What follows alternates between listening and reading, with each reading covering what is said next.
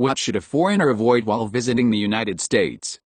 If you go to the national parks, don't attempt to take selfies with the wildlife. A full-grown bison will throw you through the air like a crumpled piece of paper. I want to really emphasize this. There are U.S. park rangers who are full-time employees of the national park system. Their job is to protect the park, the wildlife, and visitors. Take the posted signs seriously and listen and do what rangers advise. Yearly, a dozen or so people die in the Grand Canyon National Park, often tourists who go hiking without enough water or food and are not aware of how treacherous the terrain and weather can be. Same for Big Bend NP in Texas. Yes, and people fall into the acid pools at Yellowstone and are dissolved. Probably talking about the hot sulfur springs. They're acidic and pretty close to boiling.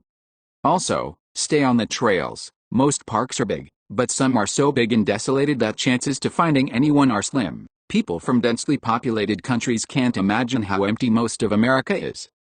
I live in Montana, and every year my family plays something called the Yellowstone Olympics, where we bet on how many tourists will be mauled by a bison during the summer. It's great fun. People are very stupid.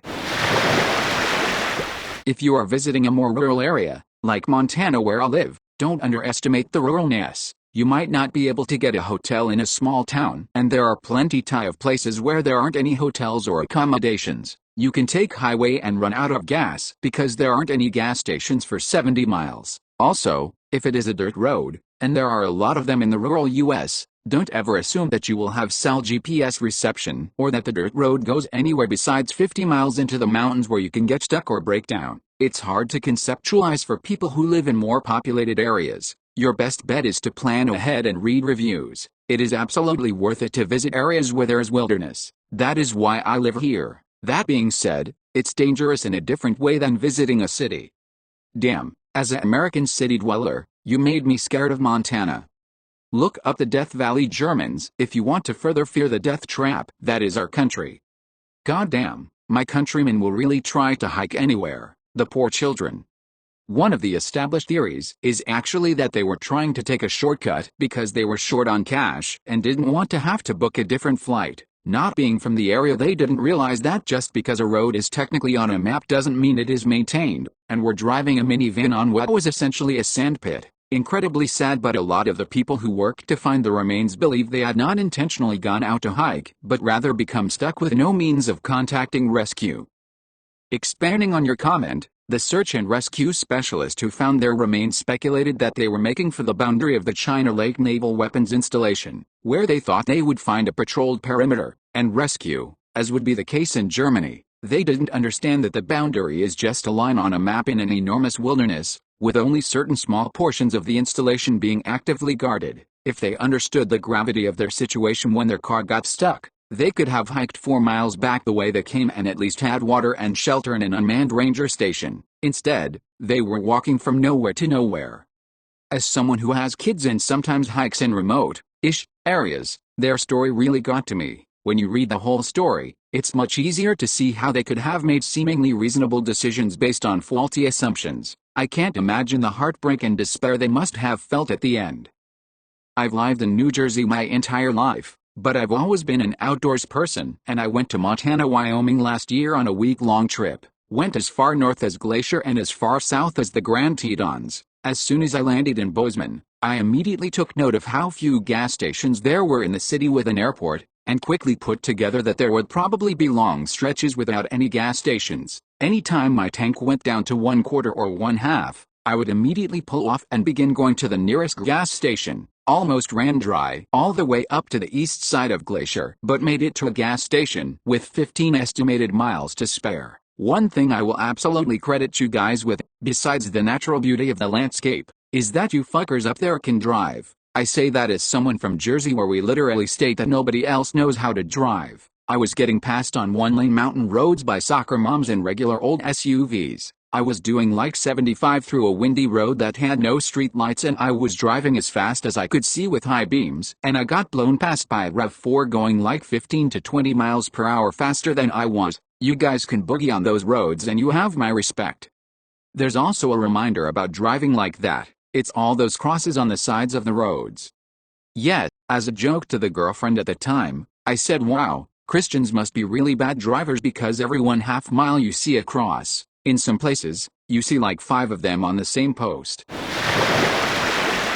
I find a lot of foreigners have about 2½ inches of a personal space bubble, while us Americans value our space. Keep at least to 2 to 3 feet distance when conversing with strangers. I've had an Italian guy come so close I thought he was going to kiss me. Very uncomfortable for someone who isn't used to lack of personal space. I think that's more just a thing with Spain and Italy, among others. Cue the classic article about Swedes being upset over the COVID rule requiring people to stay 2 m apart, because that'd require them all to get closer than usual. The further north in Europe you go, the more insistent people are about personal space. Don't be bullheaded when it comes to the weather. If the locals are worried, you should be worried. Related, if you're hiking in the wilderness, namely the desert, leave your Nikes and cute little Yeti Rambler at home and come prepared with protective clothing, supplies, and at least a gallon of water. Tourists die all the time because they underestimate Mother Nature, and when they say there's nothing on the trails that will help you survive, particularly if you run out of water, it's not a bluff.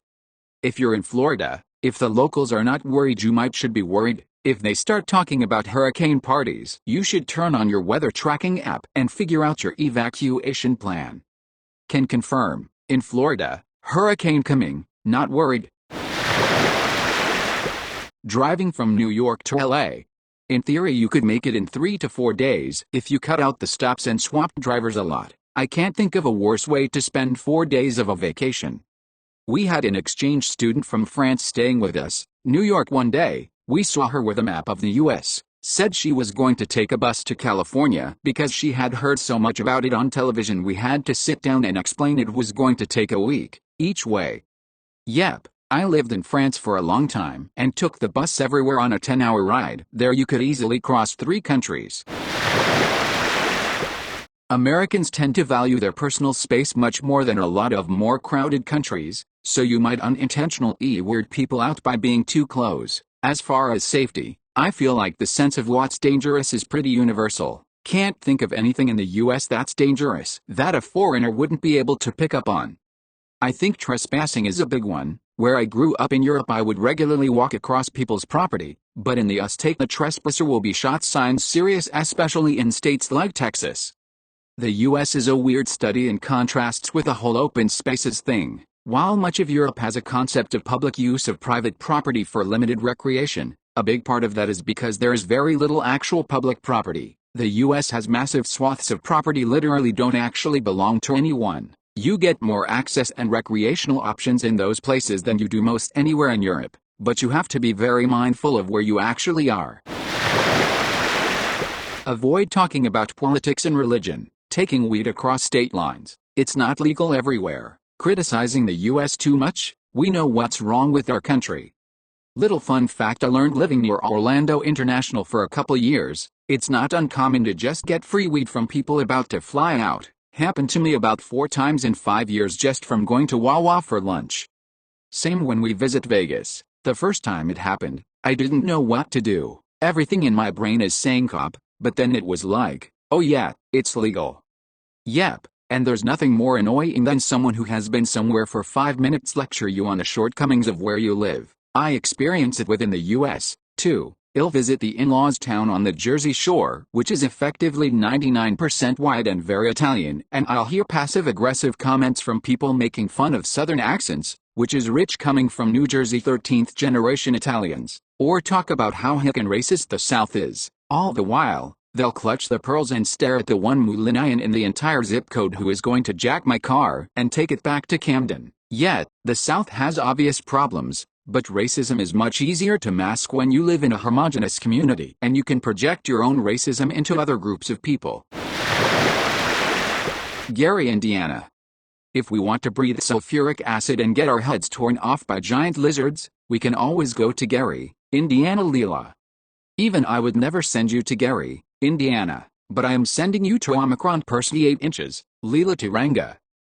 Not Louisiana, Paris, France, New York or Rome. Avoid looking lost and unorganized in areas of big cities with high crime rates. Dress functionally. Always keep the illusion of knowing where you are and where you're going. Pay attention to your surroundings. Bad people will target folks who look lost and unorganized more often than people who appear oriented. That kind of applies to any big city in the world. As someone that lived in Europe a few years, I'll say a few things. Don't forget to tip. It's not actually optional at restaurants, and if you don't do it, people will hate you. Don't stand too close to people. Americans are used to more personal space than most of Europe. In Europe, saying excuse me to pass someone is seen as rude. In the USA it's seen as polite. You can also say let me squeeze right past you if you're going to the Midwest. Hollywood Boulevard. My cousins came from Oklahoma with teens, and I tried to warn them that it wasn't really a good place and especially not for kids. They didn't listen. When I saw them that night, their mom said I should have listened to you. It was horrible. I live in LA and I'm totally confused about why tourists want to go see Hollywood Boulevard. Like, what are they going there for? What makes it different from any other boulevard in this town? Are the drivers ruder, or something?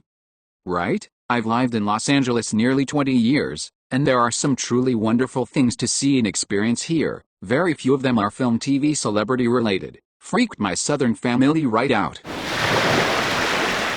Wu-Tang ain't nothing to fuck with. Always remember, kids, protect your neck. Don't try to pet a buffalo at Yellowstone National Park. Leave that to the Americans tourists. Needing to go to the hospital. In other words, buy medical travel insurance for your trip just in case. I rented a car in Norway, had a small accident, and my car rental deductible was €2,000. If that was a medical issue there, it might be cheaper. In the USA, an ER visit could easily be way more expensive than that. Way more. Luckily I had supplemental coverage for my car, and I should get reimbursed for the claim. Make sure you have medical coverage travel insurance just in case. A 2-block ambulance ride will run you $1,000 to $1,500 before you ever get to the ER. Underrated comment. You can run, but hospital debt might find you unable to return. Use a fake name. Get a fake name and a story ready now. You do not speak English nor any modern language. When discharged, run. This also applies if you have health insurance. Patient appears to communicate exclusively in cuneiform tablets. Avoid a hospital visit. Whatever you think it costs, it's more. Whatever a European thinks is a cartoonish amount, and then triple it, and that'll cover the ambulance ride there. If you get pulled over, do not get out of the car. Do not take your seatbelt off. Keep your hands visible. Move slowly. Be polite, especially if you're darker skinned in any way. I hope you guys enjoyed the video. Subscribe for more content like this. Also, make sure to like, comment and share the video. Peace out.